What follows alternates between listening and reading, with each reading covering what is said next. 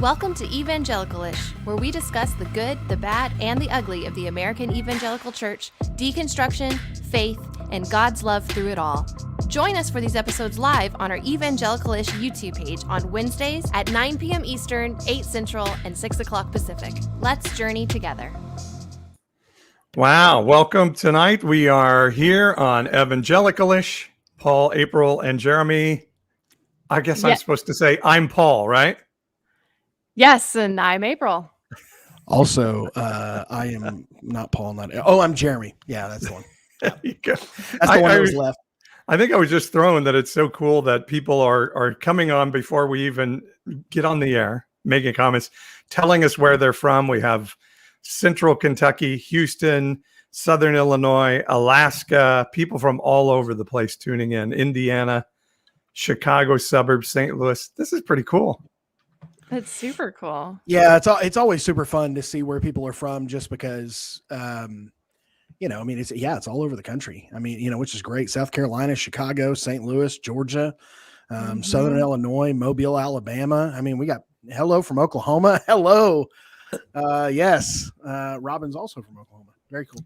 And April, I just realized you were supposed to kick off the show, weren't you? And I forgot everything just as soon as we got on the air. It's totally fine. That happens, That was an amateur move on my part. Well, we did have some technical difficulties on the front end. Yeah, we had 30 seconds to plan, so yeah, it's totally fine. Or less. Yeah. Madison, Wisconsin, Utah. Man, we got people, Alberta, Canada. We got people from all over the place. Packside in Oregon, Akron, Ohio. Man, I tell you what, we need a map. And Evangelical-ish map. Huh?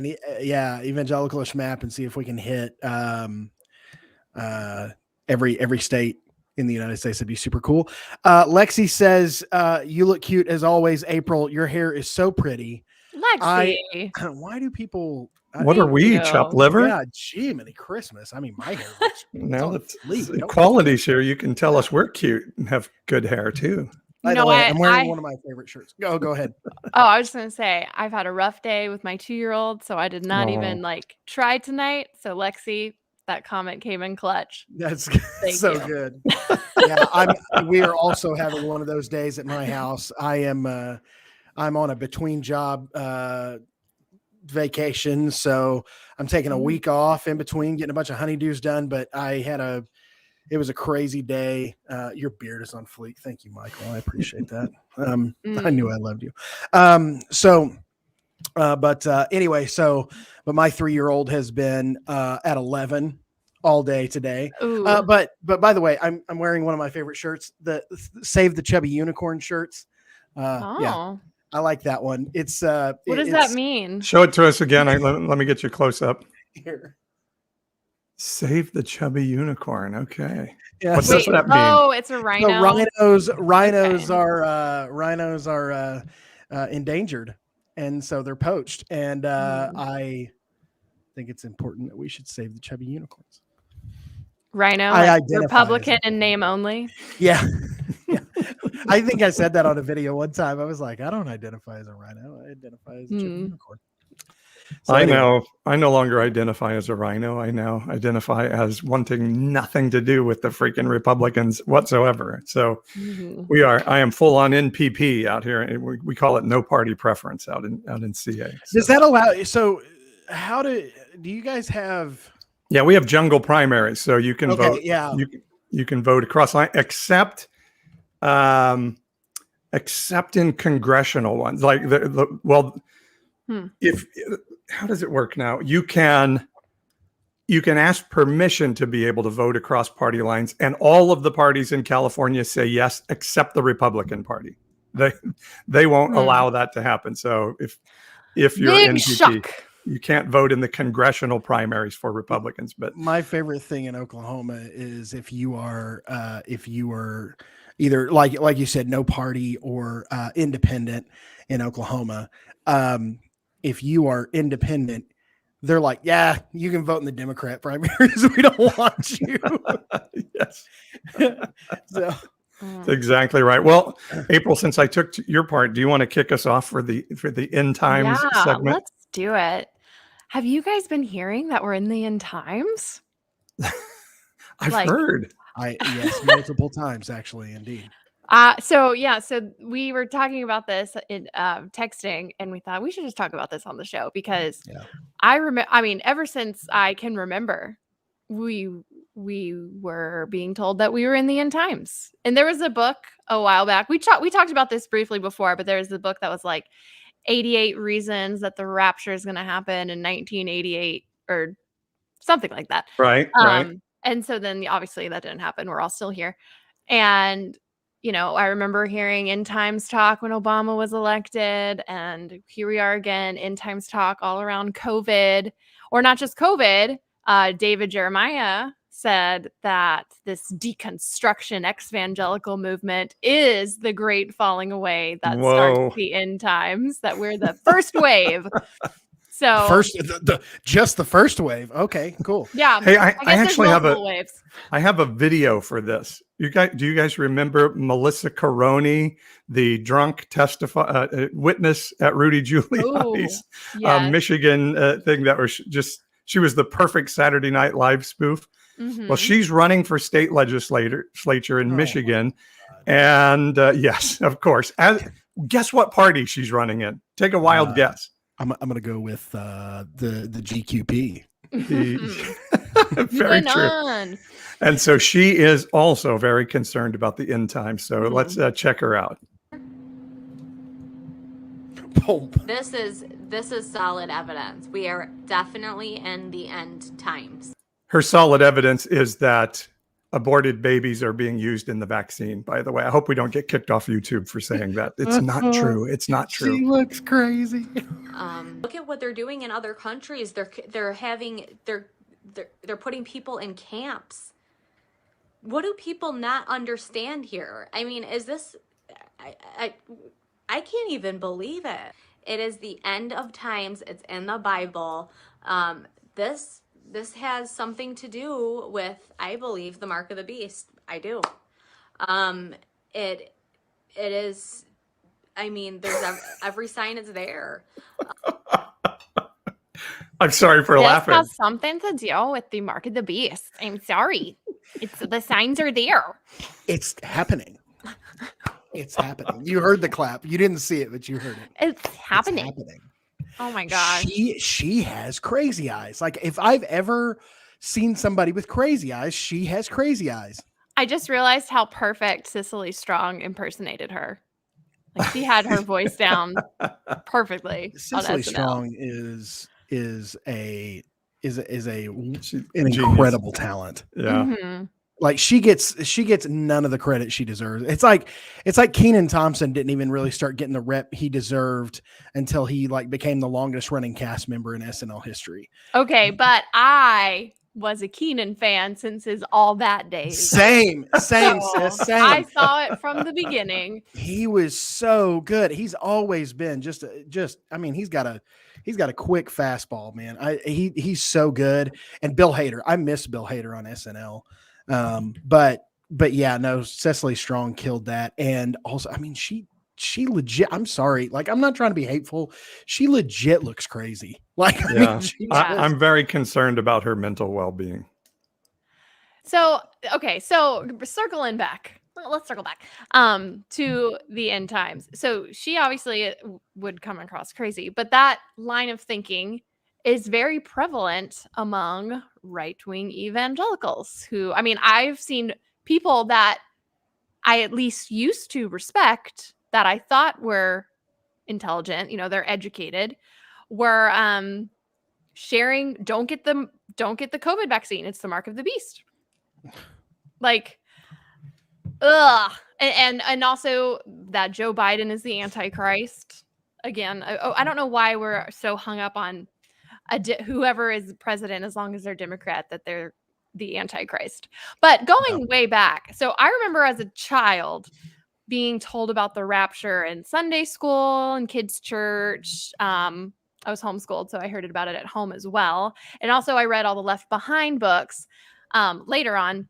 And I remember as a kid, me and my brother sometimes, I mean, it was innocent at the time. I was probably 7 or 8. We would literally look out the window to the sky and we would count down 10, 9, 8, like counting down to like, oh, that's when the trumpet was going to sound and Jesus was going to come back. Like we were so convinced that it was going to happen at any moment, which in those cases was kind of like, oh, cool, we'll go to heaven any second. But then as I got older and it was more like, oh, if you're left behind, then your head's going to be chopped off. And, you know, because we watched all those really cheesy Left Or you get Behind. 666 on your forehead or your right Yeah. hand. Did y'all watch? I swear we watched like every single Rapture movie, like the most obscure ones out there. And then there was that one where your clothes were perfectly folded after you were raptured. Anyway, I remember one time I think I was 13 or 14, and suddenly my family was just not in the house. Like I was on AIM chat, AIM, and then suddenly I just realized it was really quiet in the house, and I was like, Mom, Dad, brothers. My dog was gone. My mom's purse was still there. Your dog went in the rapture. My dog was gone. Like, it was so weird because they had just done laundry, so there were folded clothes on the bed. Their cars were in the garage, and they were not anywhere in the house. And for a second, I was like, no. But then I literally 15 minutes. I walked in the front yard. I walked in the backyard. No signs. We lived on a golf course. So I remember I had to walk 3 holes down before I finally heard my dog barking and found them. But I, for real, started going through my head of like, okay, I can say no. I can say no to the mark of the beast. It's okay. I can get my head chopped off. Like these were legit thoughts that I was having, like rapture anxiety. Rapture anxiety. Wow. I never even thought about that. But it's legit. And oh my gosh. Here's the thing is that, and I think the side note to this that is unfortunate is it forced you to also think that every time you growing up in that evangelical culture, that every time you did some little something that was like not great, right? Like your parents were disappointed or you made a teacher upset or whatever, you were always afraid that you would and I grew up in Baptist culture where, we were once saved, always saved. Okay. You were heretics to us Pentecostals. Right. Yeah. We always knew you guys were in trouble for that. Yeah, you could totally lose that salvation. Well, and I was a heretic to my wife too when we met. She grew up Church of God, Cleveland, Tennessee. You could lose that salvation minute by minute. By the way, it wasn't it wasn't like a daily check-in either. I remember getting in trouble in class in 6th grade, and that's when some of the big Left Behind stuff was like a thing or whatever. And I just remember thinking, oh my gosh, I don't know, I've got to So I asked. This is insane. Okay, I asked to go to the bathroom so that I could go and pray and ask for forgiveness of my sins for talking while the teacher was talking, just in case that the Lord decided to come back while I was in social studies class. I mean, I legit worried about that stuff. I was super concerned about going to hell or getting left behind. How traumatizing is that for people to grow up in this culture where it's well, everybody's just going to get sucked into the sky one day. And guess what? You're not good enough. Or as a child, when you see your parents and, my parents were pastors, I knew they were going to go. And if I was left behind, I'm a child that's suddenly an orphan having to fend for myself. It's terrifying. Yeah, it is. And that was a trauma of my childhood. What gives me trauma today is watching a video like that and knowing exactly like you said, April, I think that woman's a batshit crazy. But there are people I know that are very smart, thoughtful people who believe exactly what she's saying right now. That the vaccine contains Luciferian, so therefore it's satanic, and it's and this hyper abortion focus mixed with this end times focus just has this just really crazy focus on pedophilia and cabals. And what it does is it gives permission for people to say, we're going to go in the rapture and you're not. God's going to blow those people up. God's going to blow the planet up. So yes, Jesus said, love your neighbor as yourself, but not really those people. Because if he's going to blow them up, why do I have to love them? Despite the Right. fact that when James and John said, let's call down fire from heaven to kill these people, Jesus rebuked them and said, you don't know the spirit you're partnered with right now. So what Mhm. this has groomed Christians to buy into all this BS in this season and gives them permission to hate Mhm. others and believing they're godly doing it. Yeah, well, Yeah. that's the problem with demonization and demonizing entire groups of people. Like there are people that literally think, and I've seen this is not an exaggeration, that says that all Democrats are demonic. Yeah. The Democrats. Yeah, they Democrats. call them demon rats. Demon. Them demon rats. Yeah, I mean, definitely. And we have the crazy Greg Locks out there, but Ugh. very normal, not crazy, not wanting a lot of Twitter likes. Pastors are out there saying you can't be a Christian and vote Democrat. Well, but a big problem with that has been the insurgence or resurgence, whatever, of this hyper conservative reformed theology. In other words, it's these guys who are like, we are the elect, right? They use that language. We are the elect. Yep. These people are not the chosen, right? It's us and them very clearly. And they think God has ordained it that way. And then you have conversations with them about, well, what about people in corners of the world who have never heard the gospel? You think God is just going to send them to eternal damnation? Do not pass go, do not collect $200. Like, do you really think that that's the God you serve? And their answer is, well, if God had wanted them to know about himself, he would have found a way. And I'm just like, this is insanity. Like, do you hear what you're saying? Well, it's already chosen. It's already done.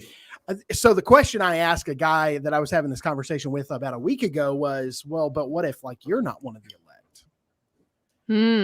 Because like if it doesn't, our JW matter, friends believe there are only 144,000. right? Well, and that was the thing, is he was like, well, and you can find that in the Bible, by the way, if you want to. Right. And his thing was, well, your life. The Reformed Theo bros are the worst. They absolutely are. They definitely are. 100%. Let's not talk about how I inched that direction for a season of my life and went running eventually. But their thing is, well, it doesn't matter. God has already chosen who he's going to save and who is going to be separated from him eternally.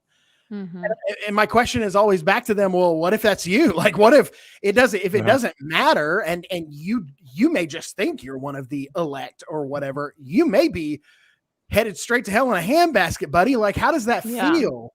It's crazy what it is. Then why pray and why evangelize, by the way? Well, and some of these hyper Calvinists, some of the hyper reformed guys, the hyper Calvinists, do not believe in missions because they don't believe that it is their job to reach people for the gospel, because God has already ordained the elect and the damned. Isn't that insane? That is insane. But honestly, if you're going to have that belief that you're predestined or chosen or whatever, that makes sense. It makes more sense. It actually doesn't make sense that they would go out and evangelize if it's already. Anyway, what I'm starting to realize is all these different theologies and belief system all have holes, and logic is not the strong suit. And they always play these mental gymnastics to somehow, like, it actually makes zero sense. They are trying to mind manipulate people. It is cult behavior. They want to manipulate minds. They want you to think I have to live, act, and do these certain things to fit inside the culture so that I know that I'm safe. It's why Reformed theology and that hyper Calvinism and Calvinism in and of itself is such a popular thing right now, because it's an easy way to manipulate people and to control them and go, if you have this fruit in your life, you must be elect. So now they're manipulating people to act and do certain things. Yeah. It is mind manipulation is all it is. And it is cult behavior is all it is. And it's unhealthy. It's unhealthy. I think it's interesting, which I didn't even realize this until I started deconstructing, because growing up in the evangelical church, they talk about the rapture as if Jesus talked about it. Like it's so intertwined with their belief system. And the rapture, the whole idea of the rapture, one, like the word rapture is not even in the Bible. Never in the Bible. Yeah, and the verses that they get for the rapture are just super odd. Like they leap to this conclusion. But I think the most eye-opening thing for me, which also brought a lot of relief, actually, it was like, oh, thank God, I don't have to worry about being sucked up into the sky or being left behind to get my head chopped off. Which also, head chopped off was such a weird. Anyway, I digress. The whole theology behind the rapture didn't even exist until like the 1800s. It's a relatively new belief. Late 1800s. Yeah, it's the a late very 1800s. new theology. Yeah, and like, but they talk about it like, oh, the early church was like looking out for God. Like, you'd think Paul would have talked about being left behind. If anyway. Well, there's one passage in Thessalonians, which is really the only passage. There's the one of Jesus talking about two men walking up a hill. Right. One, that's not anything about the rapture at all. That has nothing to do with the rapture. That's a whole different subject. And there's one verse in Thessalonians that you could equate to it. And I tell people all the time, if you take one verse in the Bible and make a theology out of it, you don't know the Bible. And you don't know how to use the Bible. In a moment, in a twinkling of an eye. Yeah, the dead will rise first. Yep. And the trumpet will sound. Yeah, all of that crazy stuff. Can I just say real quick, Daniel in the chat just hashtagged Heaven's Gate Hell's Flames, and I just got triggered. Talk about traumatizing. Yeah. So let me give you assurance out there. There is not going to be a rapture. And I remember when my daughter told my mom that we don't believe in the rapture, and my mom about fell over with a heart attack. And I had to tell my mom, like, Mom, to go in the rapture, you don't have to believe in the rapture. If it happens, you follow Jesus to go in the rapture. Not believing in the rapture is not what takes you up in the rapture. So if the rapture happens, I'm assuming I'll go, but I'm pretty damn sure it's not going to happen.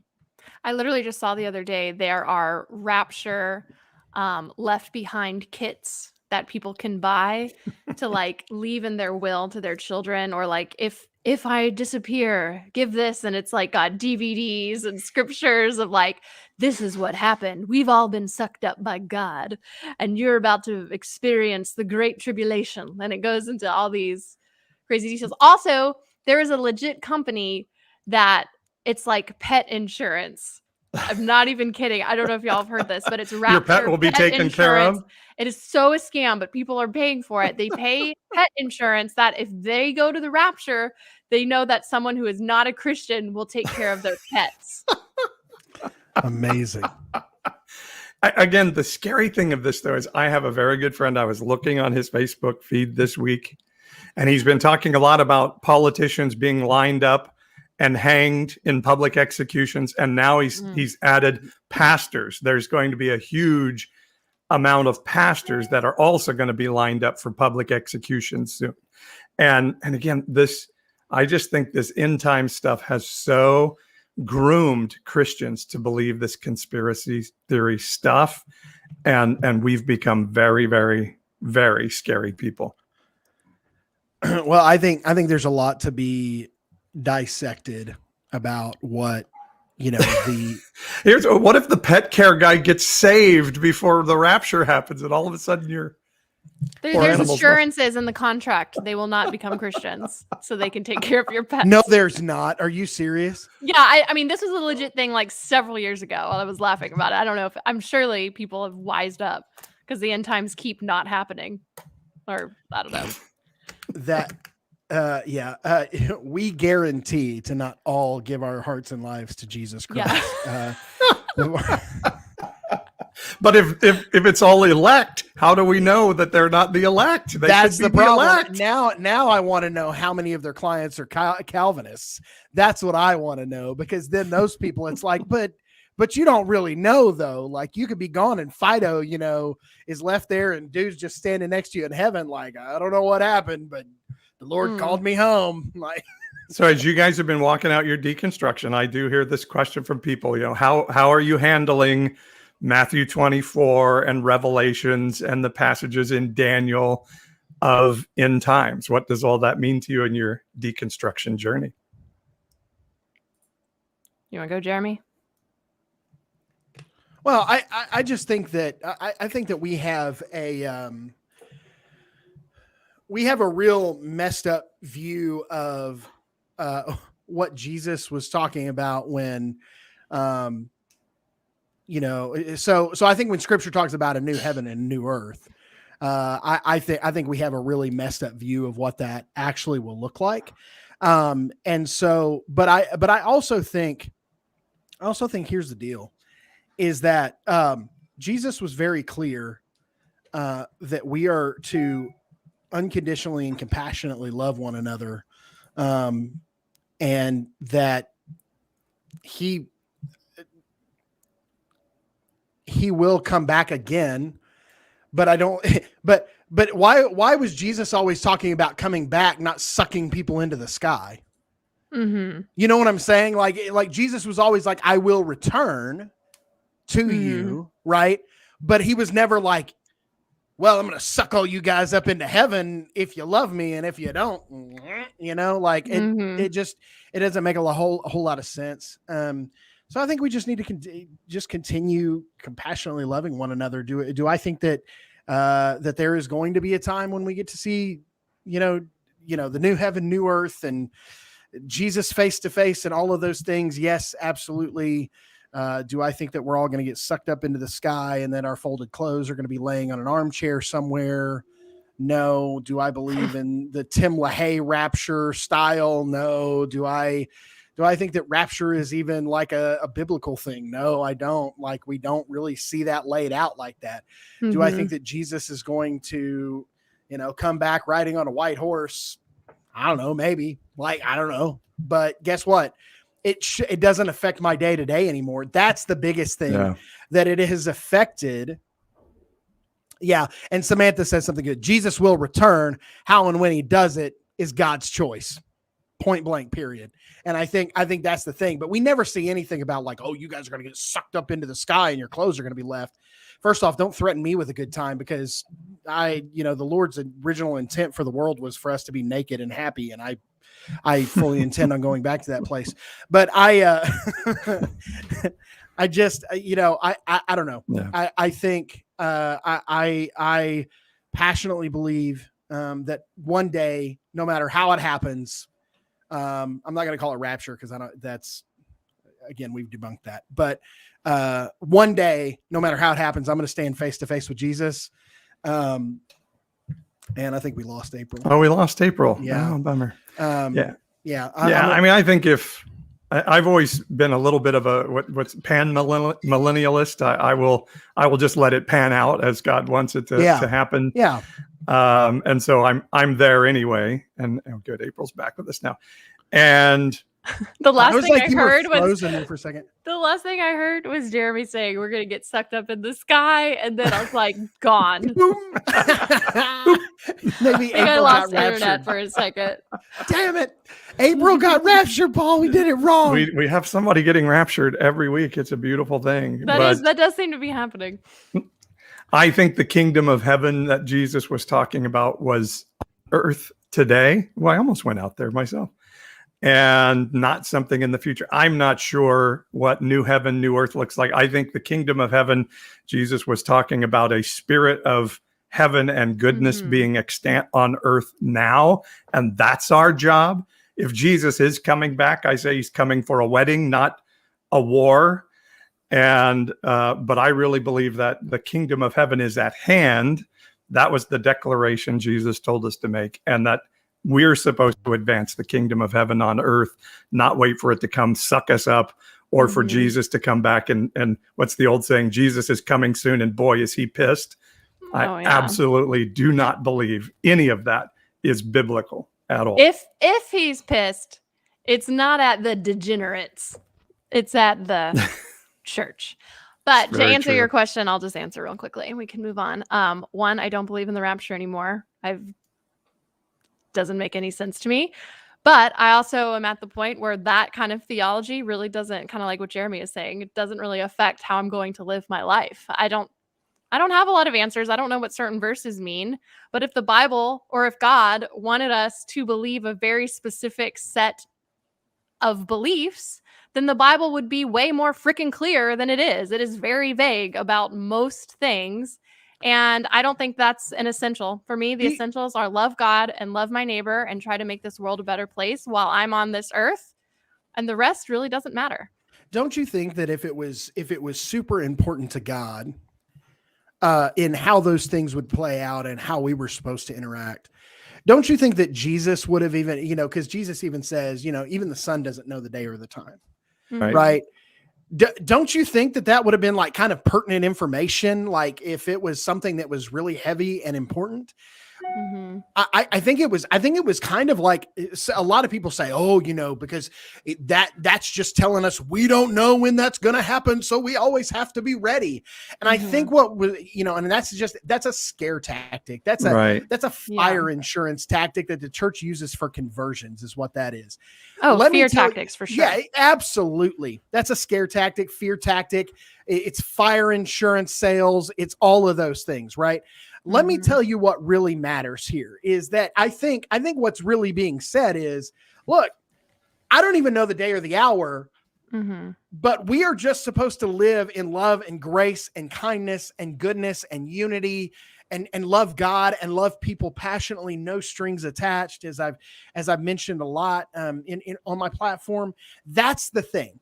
Yeah. So if it was so important, the way that everything was going to shake out at the end of the world, then I think that would have been spelled out a lot more clearly, because Jesus spoke very clearly on important matters. He spoke very matter-of-factly on things that mattered. He summed up the 10 Commandments, bang, in 2 sentences, and everybody was like, oh shit. Like, you could just see it on the Pharisees' faces at that point, right? Yeah. Like you can read it in the text. Jesus was speaking directly and about things that mattered. And for him to go, not even the Son knows the day or the hour. That wasn't for churches later on to use that as a scare tactic or a manipulation tactic. What that was is to say, hey, why don't you just live in love and grace and unity today? Worry about now. And I mean, because even Jesus said on later, right? Is like tomorrow's worries will, be their own. Be here today. Right. Yeah. Like worry about what's going on today, deal with what's going on today. Right. So I think if God wanted us to be always worried about, when the eastern sky was going to crack and, Jesus was going to come riding in on a white horse soaked in the blood of his foes, ready for war or whatever, as we've seen it painted out in so many men's conferences. I don't know about you, Paul, but I can't tell you how many times I've shown up. God is a God of war and Jesus is going to come back with a tattoo on his leg with his name. And he's going to have blood all over his body and he's going to take on the enemy. And it's like that all sounds fine. Isn't it part of it like Christians are thinking we're living this horrible life, but we're going to get our revenge when Jesus comes and gets those people? That's it. I think AJ had a good point in the chat. He said we should be taking care of the world God gave us instead of focusing on the end times. And I think, I don't remember, some theologian or pastor somewhere said that most Christians are too heavenly minded to be any earthly good. And I've literally seen people say that there's no point in taking care of the earth and dealing with climate change because who cares? God's going to give us a new earth anyway, and it's not worth saving. But what did Jesus... Sorry, go ahead, finish. No, I was just going to say, it's just this whole idea of like, oh, well, God is sovereign. Like I've literally seen Christians justify not getting the vaccine or wearing a mask because God is sovereign. People are going to die if they're going to die. It was just their time. Like so why stop at a stoplight? Right. No, I know. Yeah, it doesn't make sense. The loops. God is sovereign. Fly through. The Lord's got you. Yeah, just fly through. The Lord's got you. No sweat. And by the way, for anybody, Matthew 24 is a passage used a lot. Matthew 24 is written so specifically to what happened in Jerusalem in 70 AD. Clearly, if Jesus was talking about that, he was talking about the destruction of Jerusalem. And of course, Matthew was written after 70 AD. So there's a real possibility that somebody put that in there later to show Jesus as this divine prophet of what was coming. So let's be careful and not take Matthew 24 and make it an apocalyptic, futuristic chapter. It was written specifically about Jerusalem's destruction in AD 70. Well, back to your point, April, about, this concept of, people are, or I think it was even a comment in the chat, Christians are so heavenly minded, they're no earthly good. right? Think about Jesus's interaction with Nicodemus, like when Nicodemus comes to him in the night and they're having this conversation and Nicodemus goes, well, explain heavenly things to me, right? Like he literally asked Jesus, he says, explain these heavenly things to me. And Jesus goes, well, you don't even understand earthly things. So why would I explain things to you in the heavenly realm? Like you don't even understand what's happening here right now. So Christians, I think we need to kind of dilute down, you know, all this complexity. Like I think we have way overanalyzed and way overextended what we need to understand. And I think we need to bring it back down to the basics and the fundamentals. You know, it's just good coaching. Like, you know, listen, you can't take a ground ball in Major League Baseball unless you know how to do the alligator, right? Like it's just a thing. So I guess my thing is that if Jesus is going to tell a Pharisee, a religious leader at that time, look, you don't understand heavenly things. I'm going to explain these things to you in earthly ways so that you can take them and make them tangible, because that's the one thing Jesus in his teaching. And it's something I really try to tap into, especially when I'm preaching. Jesus tried to make things relatable and usable day to day, right? Like I can walk away from the Sermon on the Mount and go, I'm going to treat people like this. I'm going to act this way. Right. That's the thing that Jesus was so good at. We are trying to figure out the cosmos or whatever and the mind of God. Listen, God is bigger than you. I don't know what to tell you. I'm sorry, but God is bigger than you. His goodness, his mercy, his grace, his love, his justice, all of those things are bigger than you. He is smarter than you. Like, quit trying to figure out the mind of God. You're not going to get it. Jesus told you very plainly, love the Lord your God with all your heart, soul, mind, and strength. The second is like the first. Love your neighbor as yourself. Love God, love others, love yourself. Do those three things well, and you will be okay. Amen. Yeah, and not this passive-aggressive, crappy Bullshit. evangelical love. Like, I love you, but if you have to put a but after it, you don't love them. Oh, I got one of those today. And I said, no, you don't. You don't love me. Let's be honest. Let's be honest. You can't call me a false teacher and tell me you love me. Every time I hear the phrase, let's be honest, I always think of Pitch Perfect. That is such a good no, good nobody flick. else. Okay, Good flick. sorry. Which part of Pitch Perfect? What's Amy, what is her? What I don't remember her Rebel name in Wilson? real life. Yeah, Rebel Wilson. She's like, let's be honest. Oh, I think that's so true. Anyway, oh my gosh, yeah. I almost brought up. Yeah, we are way over. I was just gonna say real quick, I have a evangelicalish Facebook page that you guys can like, and I made a private evangelicalish podcast group that's connected. It's private, so you have to request to join. I haven't accepted anyone yet because I didn't want there to just be like two people and it'd be awkward.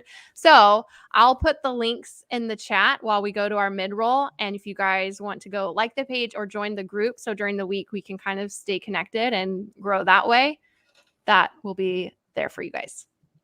Beautiful. Thanks, April, for doing all that work, putting those things together. All right, mid-roll. Let's go.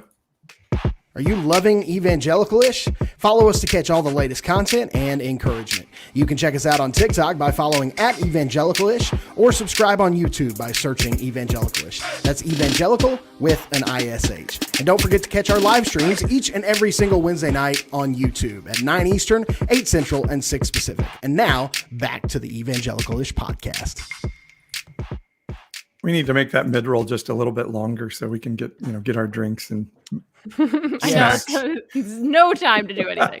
Well, so actually, let's throw this out here. Okay. Okay. If you would be interested in sponsoring the Evangelicalish podcast, let us know. If you have a small business or an organization, we would love to partner with you. So you can contact us, evangelical@gmail.com. We would love to run a mid-roll for you or your business or your organization. Maybe you have an event coming up that you want to push or whatever, and advertise for. We would love to do that. So actually, we're going to start doing that. So anyway, reach out to us, evangelical@gmail.com. We would love to get a couple of mid-rolls in there. We probably have space. I don't know, guys, for probably two for the right amount of money, we will make space. Yeah, I mean, we don't get paid for this, so every little bit helps. All right, we Jeremy, doing do you have our patriotic segment? Yeah. No, I'm going to intro the next segment. I do not have the patriotic segment. Yeah. So basically, April shared an article with us this week about how that those who were uber patriotic or hyper patriotic were actually, Vox was saying they are anti-American. Now we have seen through the process, especially with the Olympics here in the last several weeks. For example, the women's national team, our soccer team, took a knee before the opening game. They ended up losing. I don't remember who it was, maybe Sweden or somebody like that. But what was it? I think Canada knocked them out of the championship. Well, Canada did knock them out, but they Right, lost their opening game. Right. Yes. And so anyway, but people were cheering for the other nation. They were, praising the other team. They were hoping that they would lose. And so there's this growing theory that those people who are hyper patriot are actually anti-American, which would turn out to be a whole heaping bowl of irony, which would be fantastic. Anyway, so kind of wanted to get y'all's thoughts on that. And, we talk about, I know we kind of mentioned this earlier, the end times, the great falling away, but wouldn't it just be super ironic if the people who are actually running the ideas of America were the people who say they love it the most? I love it. I want to read this excerpt from the Vox article. The whole thing just opened up it was just like a click. It's like, oh my gosh, they really are not patriots at all. They're not to mention the fact that they tried to overthrow the U.S. government with their American and Confederate flags. Well, and let's pause just for a second, because I know, another Capitol police officer took their own life this week because of the trauma that they faced from January 6th. And so is that's what, 4? I think it's Capitol officers? It's at least 4. It was 4 or 5. I think it's 4. Yeah. And so I definitely didn't want to forget that. And, to remember those officers who many of them still giving their lives sadly on behalf of our country. I saw the news that the 4th one, or the most recent one, took his life from a Christian group that I'm in on Facebook. And it was just like, you guys believe this BS? And then there were comments underneath that said, no, I don't believe it. And we're just super callous. They were saying that it was fake. Yeah, that they didn't believe that that they were. Anyway, so I was just Blue Lives Matter, right? Yeah, we talked about that only last week. When it's too. Convenient. Yeah. Wow. Wow, that's tough. Anyway, so I'll read this paragraph really quick because it stood out to me. But conservative anti-Americanism is a little like this. It's a hyper patriotism gone sour, a belief in a fictional ideal of a perfect right-wing America that's constantly betrayed by reality, leading to disillusionment and even disgust with the country as it actually exists. Which I think is super. I mean, I've received comments this week. I actually kind of made a video on this topic and a sketch, and there were several Trump supporters on there that openly admitted that they love what America used to be and they want that again, but they don't love America now. And isn't that what Make America Great Again is all about? Let's go back to the 50s when white men ruled the world. Yeah. So was America great during the war on drugs, or was America great during the civil rights movement, or was America great during segregation? Maybe America was great during slavery. But wait, we look back in history. I'm sorry, and this may sound terrible, I can't peg a place where America was great. The idea of America on paper is great, but it's not realized. Potential is just a grave with the ends knocked out. Right. That's all it is. I mean, and we're just going down the line in the same rut we've always been in. Mm-hmm. And so I tend to think there's some tension there. I think in a lot of ways, America has helped the world move forward in some ways in democracy and some things that are really valuable. I think the Constitution, while not to be worshipped biblically like extreme right wingers do, was an amazing document of freedom that was so radical for its time, built off what the French had done.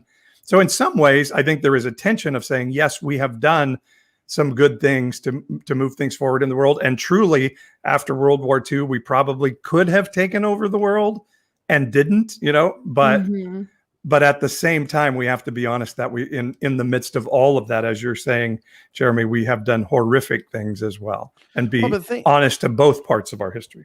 Well, but think about, you talk about the Declaration of Independence and how well it's written in all of these things, right?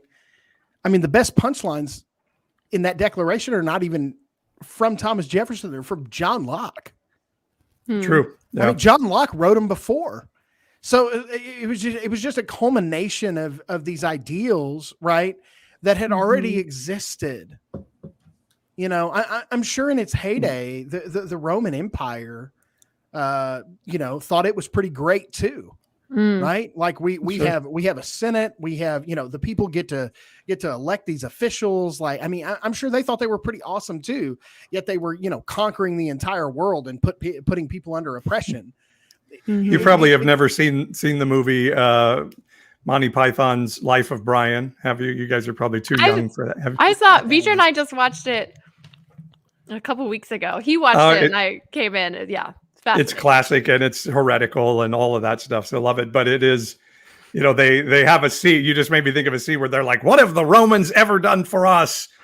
Nothing. And then one guy's like, well, I actually like the roads. They do build really good roads. Yeah. And like, okay, other than the roads, well, their education system is pretty good. Okay, well, other than but that's the point, right? Yeah, that's a really great analogy, in the sense that it's not that that America hasn't added things to the world that have been of good. It's not saying that America hasn't put a positive spin onto things or added positive inventions. I mean, hell, the iPhone is from America. Like, yeah, well, it's not really built here, but hey, iPhone. But it's just kind of came up with it though. Yeah. Yeah. So, all of these things are fine, but what is the definition of great? The definition of great is a place of unity, a place of justice, a place of kindness and love for everyone. That is what is great. The kingdom of God is great. America falls leaps and bounds short by a landslide. And for people to say, make America great again, is to imply that it was great at some point in its history when white men controlled the world and we oppressed people of color.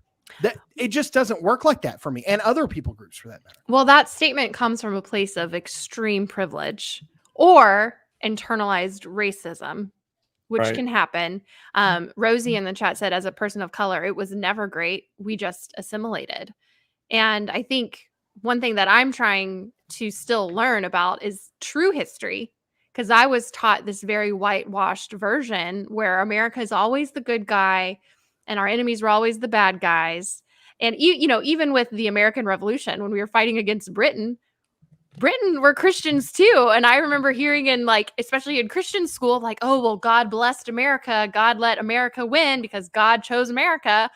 So God chose Christians over other Christians in this war. And so there's always been this weird, which maybe not always, since I've been alive, there's been this weird connection of whiteness, white supremacy being connected to God. Like, I literally took my daughter today to get her hair cut, and a huge, giant picture of a white Jesus was just chilling in the hair salon with 30 crosses, and the sweet little old lady I was just walking. I'm sure she didn't think anything of it, but I was like, oh my gosh. I wonder how these people would feel if they actually saw what Jesus looked like. He was definitely not white.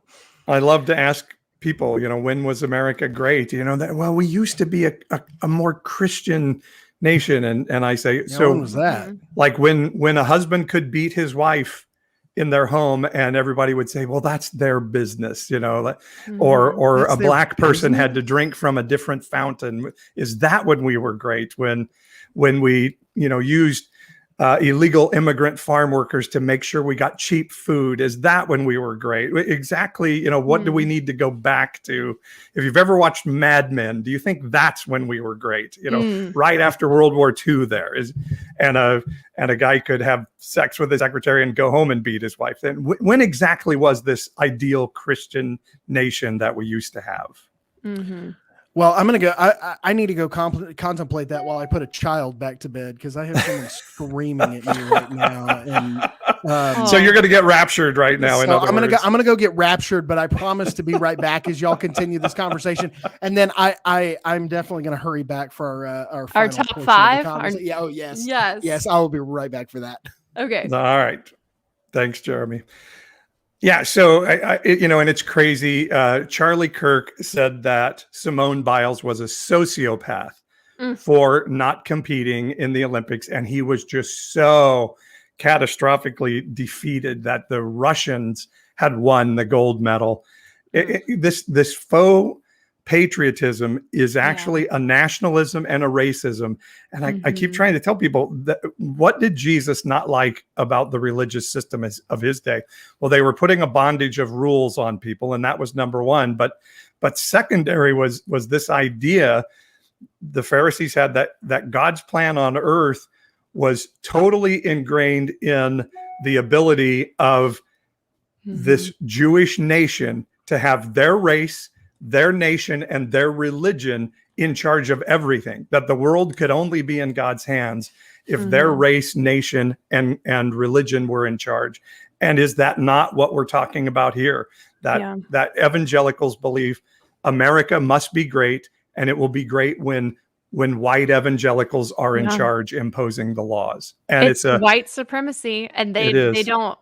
I mean, the sad part is, or maybe it's not sad, maybe it's good that these people are exposing themselves, but a lot of people are saying the quiet part out loud. They're just saying racist crap that you used to like know better than to say, and now the people are just saying it. Whatever. I like what Nina said in the chat. It made me laugh. She said, Jesus spent 40 days in a desert. If he was white, he would have burned to a crisp. I never heard that point taught in my white evangelical churches growing up. And to me, the ideal of America is you get to disagree. That's the point of it all. That is what the First Amendment is about. And God forbid a person of color disagree and take a knee during the national anthem or turn their back on the medal stand. All of a sudden, they're not American. And isn't the ideal of America that we get to disagree? There is no king that can throw us in prison if we disagree. So it's not only racist and nationalist, it's authoritarian. It wants one of theirs to be able to execute and destroy people who disagree. Yeah, there was actually a judge that ruled today on one of the cases. Beecher sent it to me, my husband, to one of the Capitol riot defendants who was arrested. She was just saying, I guess he was defending that he was arrested for his political beliefs. And she basically said, you called yourself and everyone else patriots, but that's not patriotism. Patriotism is loyalty to country, loyalty to the Constitution, not loyalty to a head of state. That is the tyranny we rejected on July 4th. And there's a lot of cognitive dissonance. Huge. And concern. Like, they don't see it or they just refuse to see it. And it's willful ignorance. But I want to talk about, you'd mentioned freedom, the land of the free. They talk about how everyone needs to have freedom because, freedom of speech. But how many, especially since Biden was elected, but even before then, there's been dozens of anti-trans, anti-LGBTQ bills being passed at the state level across the country by Republicans just for no reason, just bullying trans kids and their families and making it harder for them to make already really hard decisions, telling them, sorry, we don't recognize your struggle. We don't recognize your identity. You're going to just suck it up. And how is that freedom? They are literally discriminating against people and taking freedoms away while in the same breath saying that they celebrate the land of the free. And making it harder for people to vote and say it louder, April. There you go. I like it. And Greg MFing Abbott from the Republic of Texas signing laws against illegal immigrants, saying they're bringing COVID when he's the guy that's care about COVID? Not allowing masks and taking away protection. I read today that a third or a half of all new Delta variant cases in America are coming from Florida and Texas. They are the super spreading states of the country now, and their governors are actively. DeSantis in Florida is passing a law to say kids can't wear masks to school. I mean, how far off your nut are you to get to that place? I think it's, I was just telling my husband the other week, I've been seeing pictures online of people are buying flags that say Trump DeSantis 2024. And I saw a guy with a Trump DeSantis 2024 t-shirt the other day in Tennessee. And I'm like, I don't even understand that. But anyway, I don't remember where I was going with that. Oh, Trump DeSantis. Yeah. So my daughter is starting kindergarten in the fall. And we got this text because our area has pretty much always been a COVID hotspot because no one takes it seriously. My town is only 30% vaccinated. So nationwide, we're 70%. Locally, we're 30%. And we got this text. They're like, hey, here in our schools, we're taking COVID seriously. So we are making masks optional. Good job. Well, let's wrap this up. I want to show everybody your TikTok you did on this. It was brilliant. So let's check that out. Whoops. I love America. I'm a true patriot. So I guess you had a good time watching the U.S. athletes compete at the Olympics. Oh, heck no. I haven't been watching those pansy liberal leftist athletes. I'm glad they lost. So I guess you just love the American government then. No, I can't stand all them Democrats and rhinos, and really all politicians are corrupt. Just hate it all. So I guess you just like the American infrastructure, like our roads, schools, social security system, all the things our taxes pay for. No, I hate paying taxes. I deserve every penny of my hard-earned money. American history then? You can't trust history nowadays with all this critical race crap being shoved down our throats. So you don't like American athletes, American government, American infrastructure, American history. What do you like about America? Well, it's the land of the free. So freedom to express like gender identity and people can marry who they want to marry? Absolutely not. So what exactly makes you a patriot? I have a lot of Trump flags on my truck. I love America. And I have that guns. Is clever stuff. I have to say, so that was a appearance by my husband Beecher, and he came up with that sketch. So go him. Okay, do we want to move on to our top 5, or do we want to do a mid-roll first? That was our mid-roll, your TikTok. Okay, perfect. So last week we talked about doing something instead of our hate comment. So we're going to do a top 5. Originally, we pitched most punchable faces, but my husband was like, that's a little aggressive and we don't condone violence. So we're going to do top 5. Jeremy, you said person I most likely would want to have run into my fist. Yeah. The top 5 people that I wouldn't mind if they ran into my closed fist. So mine's going to be the top 5 people I would like to put X-Lax in their chocolate mocha. Oh, chocolate mocha. Oh, yeah, that's pretty good. I think I'll do like top 5 people I wouldn't mind like just accidentally dinging their car. Quote unquote, accidentally.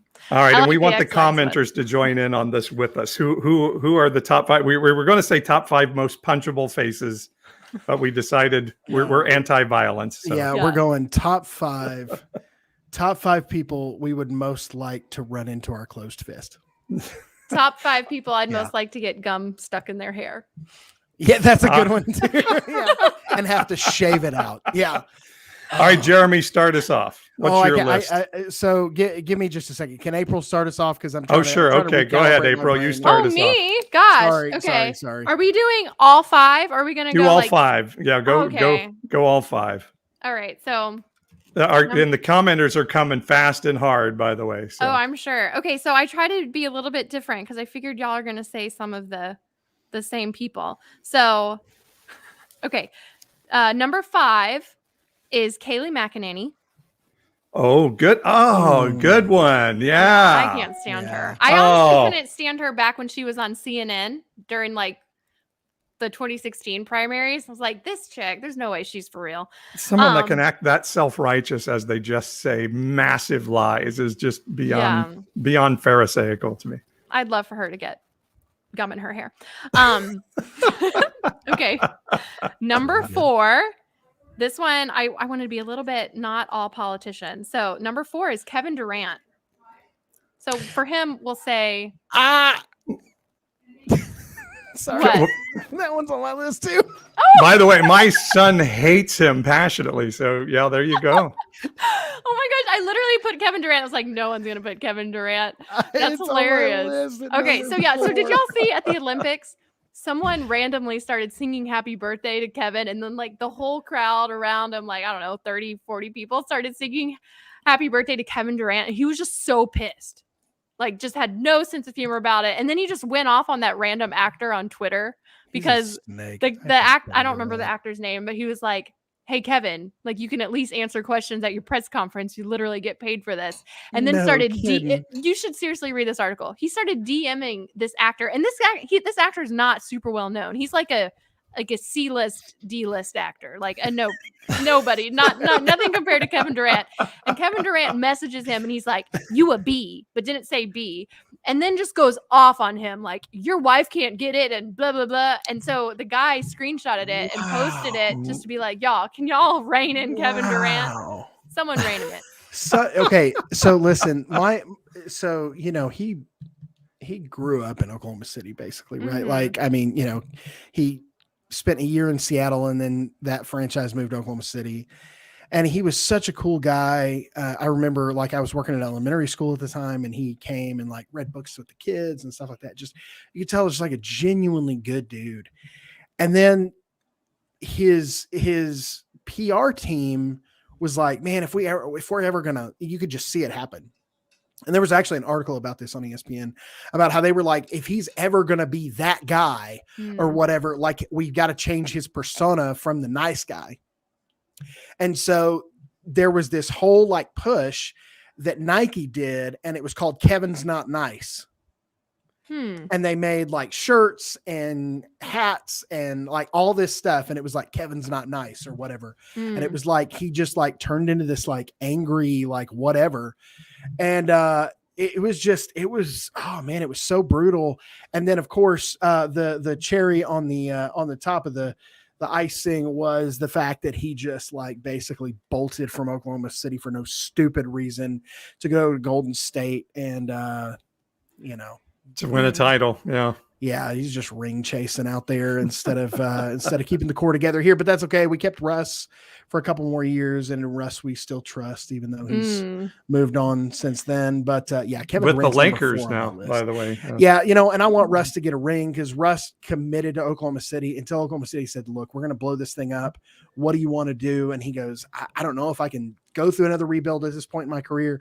Everybody appreciated that, right? Russ went to him and said, "Trade me for assets." Right. He was like, get things out of me. When Kevin Durant was like, he waited till the very end, was like, I'm coming back. Nah, suckers, I'm out. Like he apparently decided at the last minute to just bounce, and he screwed Oklahoma City over. And we're a small market team. Like it's not easy to build a good organization. So both of you went Kevin Durant. Crazy. Kevin Durant's That's so dead funny. to me. He's number 4. Okay. And the actor he went after was Michael Rapaport.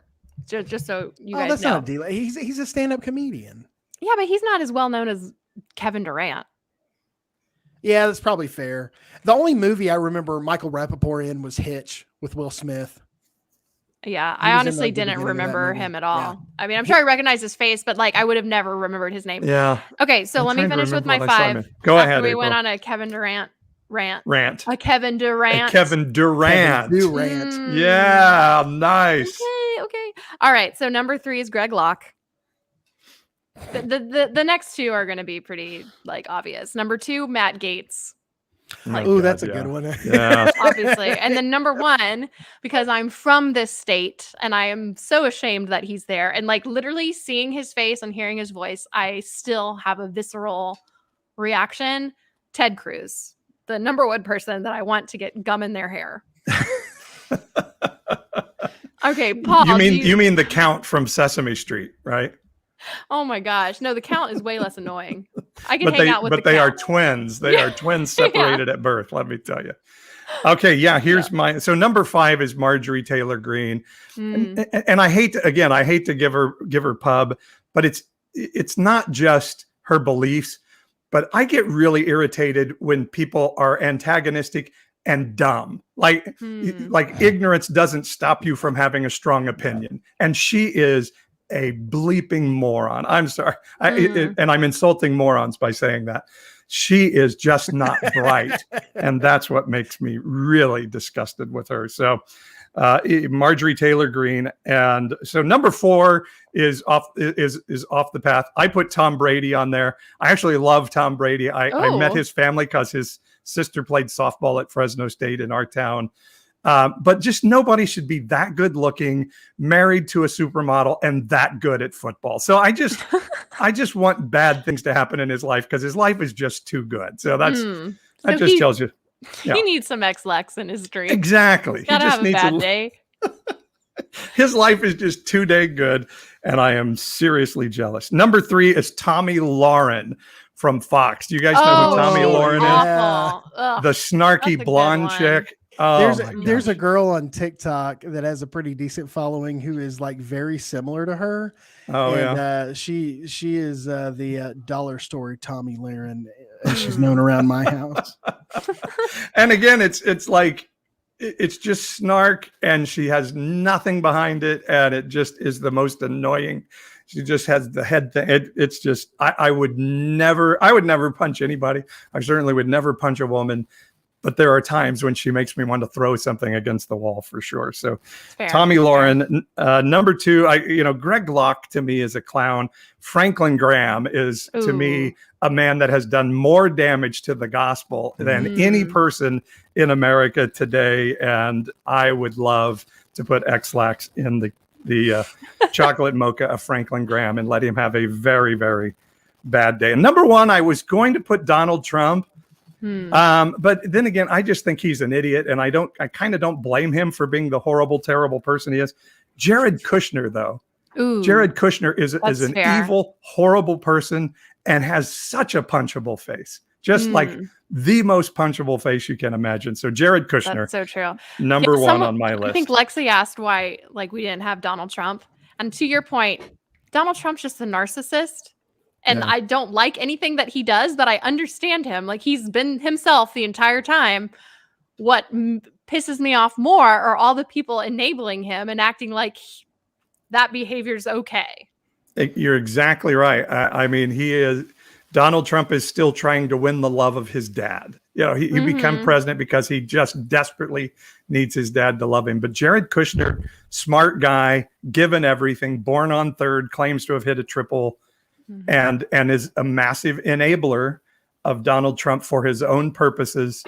I'm reading the book. Frankly, we did win this election right now, and it just makes Jared Kushner look like, he is an evil, horrible, terrible guy, awful. Period. And he has a punchable face. Metaphorically, we don't condone violence. Metaphorically, correct. So Brian, just a shout out. This idea came from Brian in the chat last week, who said we should do a top 5. So thank you, Brian, for your idea. Jeremy, are you ready? By the way, here's a good one. Sarah Huckabee Sanders. Yeah, I almost said her. There's too many. There's too many. That's a tough one for me. It's not that I have a soft spot for Sarah. No, I don't have it. Well, get out of here. Maybe not who she is, because that conservativeness is too much. But I appreciated her as a strong woman who went toe to toe and had to deal with Donald Trump's bullshit every day. Right. Like she had to stand up there and take it on his behalf every day.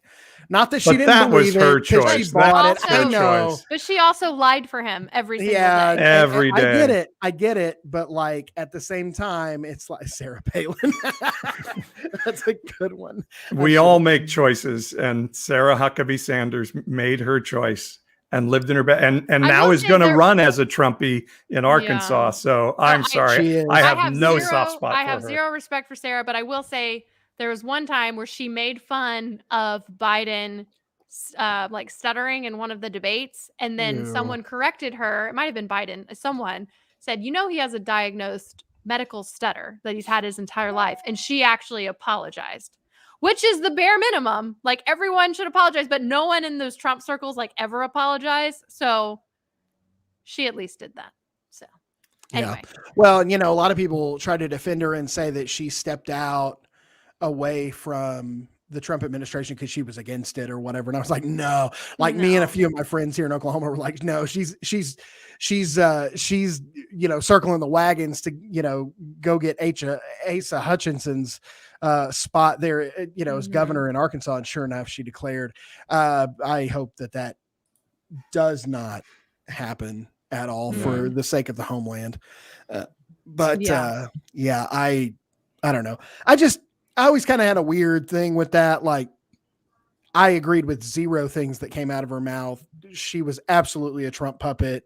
Absolutely wanted to be there. I totally understand all of that. I don't want to defend her or her politics or her stances or her boss or anything like that. You know, but it was just, I could just appreciate her place. And then when the article came out about the deal where, like Trump was basically telling her to like go sleep with some foreign leaders or whatever, like in a private conversation. Do you guys remember that article? And they were like, hey, you know, you should go sleep with so-and-so. You're, you know, it's for the nation. Like your family will be fine. And she just kind of like went with that. I was like, oh, you don't have a lot of character left, I see. But I never heard about that one. Wow. So who's on your list, Jeremy? All right. So I number 5 is going to be Jackson Lawmeyer. He is a Senate candidate here in Oklahoma running against James Langford. He says that Langford is not conservative enough. Langford has James Langford has a 98% conservative voting record. And Jackson Lawmeyer says he's not conservative enough. He's against fraudulent elections. He's a pastor from Tulsa, going church to church, telling people that, you know, that we need to, you know, make America great again. And Trump was, you know, the election was stolen and we're never wearing masks and anti-vax and, you know, all of this kind of stuff. Right. So, and he's a very dangerous threat because he is gaining steam in Oklahoma. So while there is a, you know, all the stuff with Greg Locke or whatever, who actually is not on my list. There's all the stuff with Greg Locke. Jackson Lawmeyer is more dangerous than Greg Locke because he believes all the stuff that Greg Locke says, but he has a legitimate chance to win a seat in the Senate and be one of 100 people in the United States. Gross. Yeah. Disgusting. Okay. Number 4. Number 4 is Kevin Durant. One Kevin the Snake Durant. For all reasons previously mentioned. For all reasons previously mentioned, because of the way he did my city dirty. And you know what? All the bad things that happened to Kevin Durant, including running into my fist on accident, is totally fine with me. I just have to tell you, Jeremy, my son became a OKC fan because of Russell Westbrook, and he hung with the team. I think he still is hanging with them, by the way. But he hates Kevin Durant like nobody else for the exact same reason you said. Absolutely. Number 3 is Ted Cruz. Fair. Ted Cruz has always had a punchable face to me. Ted Cruz is metaphorically and literally. Maybe not metaphorically with Ted. Number 2 is Donald Trump. He is the ringleader. I know he's just an idiot. I get that. We don't want to give him pub. But I would love to see him have gum in his hair, actually, and have to that like sounds shave off fantastic. whatever that dead animal is. I would on his also head. love to watch him eat a fist. Anyway, He would not have to shave it off, would he? He would just have to. Is it a toupee? I think it is. Yeah, he just isn't it? peel it. Peel it Doesn't right he off. claim it's? I mean, I guess. Peel it off. Oh, he's claims always a lot of claimed it's things. real, but he claims a lot of things. Yeah. Number one, and I'm going to go half to dad again, but number one on my list is the one, the only Josh Hawley. Josh From Hawley. Yeah, he's Yes. yeah. He's awful. He is I think he has a ton of blood on his hands from the January 6th insurrection, the way he was encouraging people to act, and the way he spoke out afterwards and continued to contest the election even after people had lost their lives. Josh Hawley has the most gummable hair, the most punchable face, the most ex-laxable coffee in the entire room. Coffee. Josh Hawley. I don't wish ill will on Josh Hawley other than that he has diarrhea for lots of days. I mean, at the end of the day, aren't Josh Hawley and Matt Gaetz and Dan DeSantis and Greg Abbott and Ted Cruz just the same person? Really, they're just the same guy from a different place in a different suit. Ted Cruz lost all, but Ted Cruz is just such a slimy, just like he looks like a slimy snake. And the thing that lost, so I actually had tiny bit of respect for Ted Cruz for a split moment at the 2016 Republican convention, where at the end he did not endorse Trump and he said, vote your conscience. I about fell out of my chair. I was like, oh, it's on. And then as soon as Trump was elected, Trump went personal. His soul. He attacked his dad. He attacked his wife, and he just rolled over and suddenly was just Donald Trump's biggest fan. And that's the reason Lindsey Graham almost made my list too. Yeah. Well, and we've got one from down the street here where I live, Kevin McCarthy, Christian man who has gone way off the cliff and had it out with Trump on the phone on January 6th, now is totally revising that history. I mean, you talk about a guy who's a snake for political power. Kevin McCarthy is, I should have had him on my punchable list. For sure. Well, so many of them, like Lindsey Graham too. He, for a split moment, I liked him in the primaries because he didn't like Trump or Cruz. And I remember him saying he was hesitantly endorsing Cruz because it was like choosing between getting a bullet in your head and drinking poison. And Ted Cruz was drinking poison because you might find an antidote in time before you die. But either way, you're screwed. And then suddenly, which was hilarious. I was like, okay, Lindsey Graham, that's cool. And then he suddenly, I feel which makes me think deep down, he knows what's actually right because he's had moments where he's done or he's said the right thing just to back it up. I think Lindsey Graham knows what's right. I think there are skeletons in Lindsey Graham's closet. Yep. Lady G. That the Trump clan came to him and said, look, man, you want to keep doing what you're doing, you're going to get on board. Or we're going to let the whole world know a little bit more about you. I think you're right. I think that's exactly what happened to Lindsey Graham. So anyway, I need to run and go deal with these kids. Sorry to end the show with such hate. We love you all and we love humanity. That's right. So we like the top 5 list though. That's going to be a new feature for us now. Yeah, send us some top 5 ideas for sure. Yeah, so you can message us, you can email us, follow us on TikTok at evangelicalish. We are on Twitter now at evangelicalish. I will also post the Facebook link and Facebook group link to the show notes in the podcast if you'd like to join throughout the week. We're on TikTok, we're on Instagram, we're everywhere now, and we will try to post more things. We're taking over the world. we are sure trying to just exist. Very nice. Well, thanks everybody for joining us. It means the world that you take time and even join us before we get on, and all your comments. We love you. And just keep loving God and loving your neighbor as yourself. And it's going to work out okay. It's going to work out okay. It's going to be okay. Yes. All right. Good night, April. We'll see you soon. Bye, guys. Good night, everyone.